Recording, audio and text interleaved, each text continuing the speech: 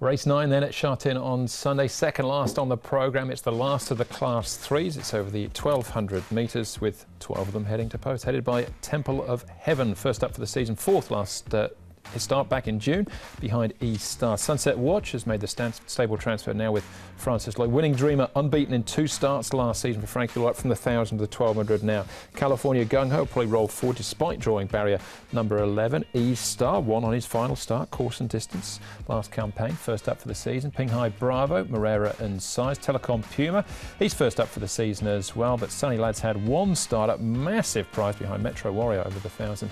Gets to the 1,200 here. Pinghai Bravo, Telecom Puma and Sunny Lad, Tom, are the horses that have been up at Chung Fa in the last month. Yeah, well, Chang Ching Prince goes back to 1,200 metres after lifting his front legs off the ground over 1,000 metres and missing it a bit last time out. So that could pave the way for California Gung Ho to begin an outright lead here if Chang Ching Prince doesn't get away cleanly. Telecom Puma there with Pinghai Bravo. Winning Dreamer goes the bend for the first time and is drawn wide. Temple of Heaven between runners, and you've got Chicken Dance behind them. So Vincent Ho's going to need a little bit of luck, Paul, with Winning Dreamer from 12. Sunset Watch has changed stables and going really well on his track work. He did show some ability last season. He arrived in a rating at 85. He's now dropped to 75, so he looks good. I liked his work leading into this. Barrier number 1, Karis Teeton aboard. Here is Winning Dreamer. I thought I'd show it. It's only slow work, but look, he's on his toes as he comes down. He's a little bit keen to go on. 400 metres. He's lost a little bit of weight coming into this, 35 odd pounds. Up to 1,200 metres, barrier 12 for him. And the other one we're going to have a look at here is Pinghai Bravo. He looked good last season as well, winning 2 from his 7 starts. Earplugs will go on him for the first time. That's in 1, 2, 3, the one in the front. All right, good stuff. We'll hear from Frankie Law as well very shortly, talking about Winning Dreamer and his return. But we'll start off our preview at the trials with Temple of Heaven. Now, Temple of Heaven just has the 1 start to his name so far for Douglas White's time. It's a pretty good effort as well, 4th to E-Star. Yeah, he ran well on debut. I thought he came from well back and hit the line nicely over the concluding stages in that race. And here he is in the trial. He was up right on the pace and pushed out a little bit late, but he did keep on for Alexi Bedell, who takes the irons for Douglas White this time round. So I think he can be an improver here at 8s and 2s. He's still a 3-year-old Northern Hemisphere Temple of Heaven, and only had the 1 start, so likely to improve.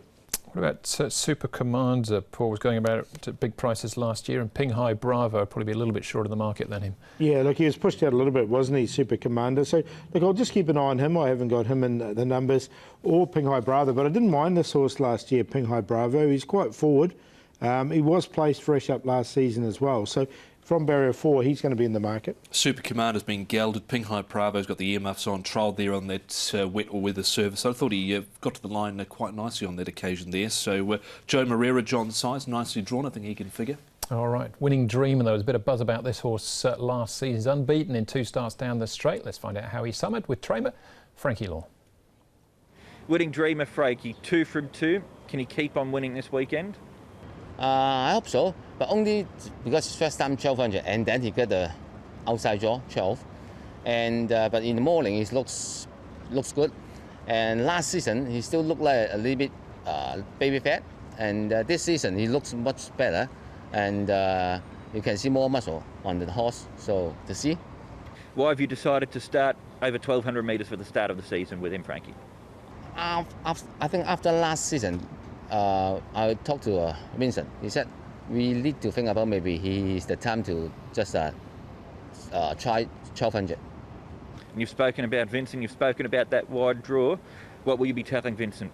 I hasn't talked to him yet, but I think draw 11, that California King Ho, I think we will bring him to the inside. I think should be, because that horse is also fast. He's won both of his races. He's looked pretty impressive, this horse, Frankie. How good do you think he is? I think after this weekend, we know more, because at this moment, I think he maybe sure can handle 12, maybe 14, and to see.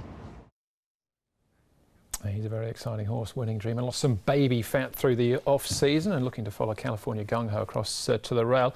Another exciting horse from last season was Chicken Dance, but unfortunately, Paul, we haven't seen him since October last year. Yes, a long time off the track. His trials have just been okay leading into the race as well, but prior to that, he looked like he was going right to Class 1, I thought, Chicken Dance. He's here in Class 3. Okay, I didn't want to completely leave him out because he's such a really nice horse. I've got him in on a minor line. I wanted to keep him a little bit safe, but let's just hope he's come back as good as this. Yeah, he's had that left front flexor tendon injury, which has kept him away, but he looked really good when he lined up winning there back in 2019, back in October. He looks a real smart type. I'd be willing to take a chance with him. Yeah, well, how far he can go will depend on how he returns to action. This is his warm-up trials. Then back here was his back just a week or so ago, Paul. Yeah, and you can see he wasn't pushed, but he wasn't making any ground, and yeah, it's the jury's out, isn't it? But we know he's a nice horse. He's only had the 4 starts, won his last 2, so there's definitely ability. There's no question. Let's just hope he's back as good as he was. Yeah, he's definitely got the ability, but I say whether he's wound up first time out, we will find out. But odds-on Winning Dreamer, what do you think about that, Paul? Yeah, I don't know if I would take too much of a short price about him, but look, I've got him on top. I do like Sunset Watch leading into this race. He's changed stables. He's dropped 10 rating points since he's been here.